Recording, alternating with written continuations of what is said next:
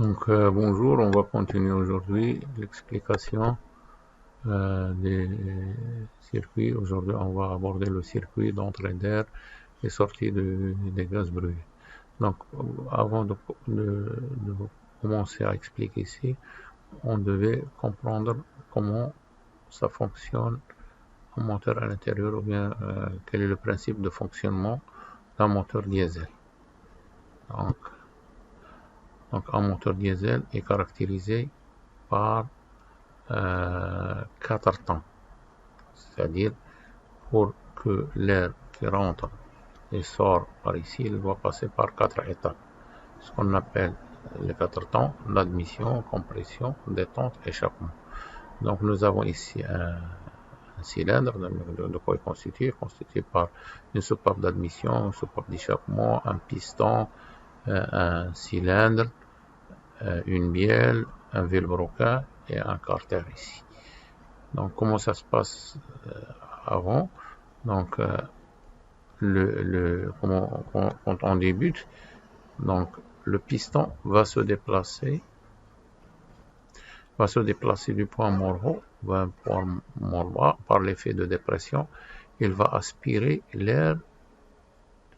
Donc à ce moment-là, la soupape d'admission est ouverte. Donc en arrivant en bas, donc cette chambre-là est remplie d'air. Donc deuxième phase, qui est la compression, le piston va se déplacer du point mort bas vers le point mort haut, bien sûr en comprimant l'air qui a été entré à ce niveau-là. Donc une fois à ce niveau-là, la pression va s'élever, la température va s'élever, et comme on l'a dit l'autre fois, l'injecteur a une pression qui avoisine les 150 bars. Donc une fois le gasoil est injecté, bien sûr, il va s'enflammer automatiquement. Donc cette inflammation va créer une déflagration qui va pousser le piston vers le bas. C'est à ce moment-là qu'on parle du temps moteur. Donc dans cette phase, c'est la phase de détente. Donc le piston va se déplacer du point mort haut vers le point mort bas. Bien sûr, le mélange air-gasoil va s'enflammer. Donc une fois enflammé, le piston va recommencer à aller dans une quatrième phase en se déplaçant du point mort bas vers le point mort bas, vers le point mort haut. Donc à ce moment-là, la soupape d'échappement est ouverte. Elle va laisser échapper le gaz qui se trouve à l'intérieur du moteur pour commencer une nouvelle phase. Donc admission, compression, détente, échappement. Donc seulement il faut faire le point dans ces deux phases-là. Les deux soupapes, donc vous voyez ici, sont fermées. Seulement dans la première phase, l'admission est ouverte et la phase d'échappement, la soupape d'échappement est ouverte. Donc on continue. Donc normalement le tracteur travaille dans des conditions poussiéreuses, donc il y a beaucoup de poussière. On ne va pas rentrer l'air sale dans le moteur. Donc il va passer par cet organe-là, qui est le filtre. Normalement, on rencontre sur le tracteur ou bien un filtre à élément sec, ou bien ce qu'on appelle un filtre à bain d'huile. Donc l'élément sec, celui-là, c'est un type de filtre. Donc on nettoie de temps à autre, mais à un certain moment et selon les instructions du constructeur, il faut le changer. Mais celui-là, on ne le change pas, il suffit seulement de l'entretenir. Donc de quoi est composé? Il est composé d'un bol en verre plastique, voilà, donc qui est transparent, d'une cartouche métallique, donc qui renferme un filtre métallique, et un bol métallique dans lequel on met de l'huile. Donc comment ça se passe, la filtration? Dans ce type de filtre, il y a une triple filtration.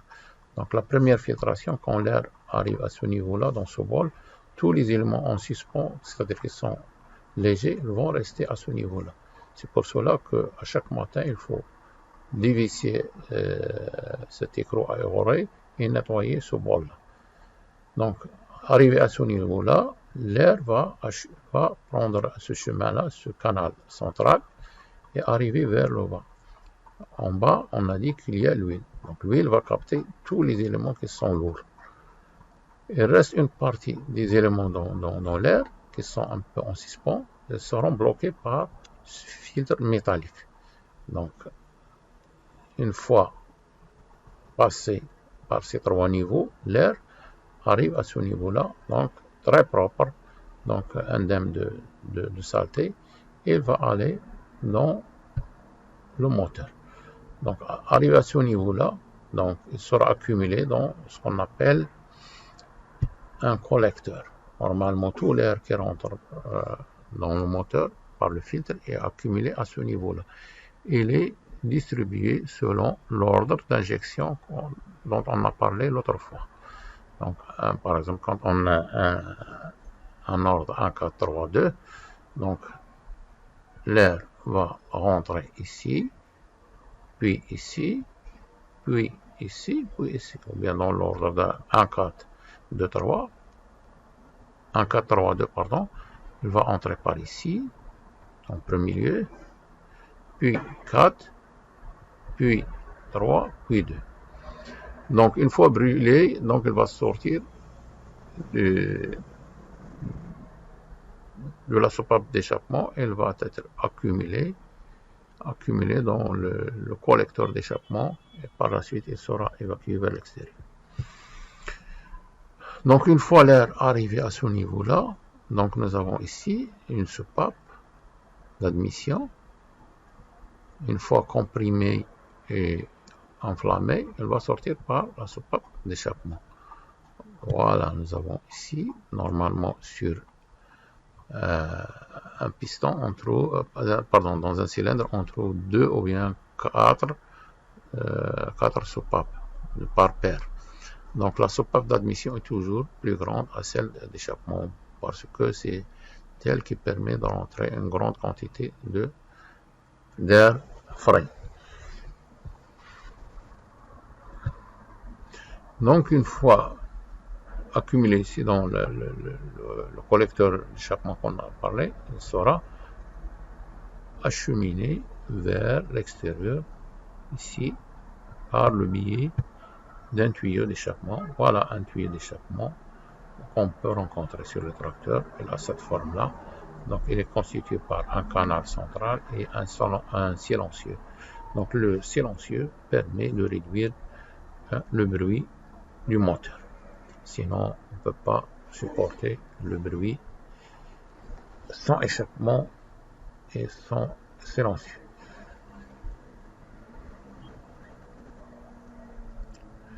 Donc sur ce, prend fin cette séance qui a été consacrée au circuit d'entrée d'air et sortie de gaz brûlé. J'espère que vous l'avez bien assimilé. Donc, et à bientôt, Inch'Allah.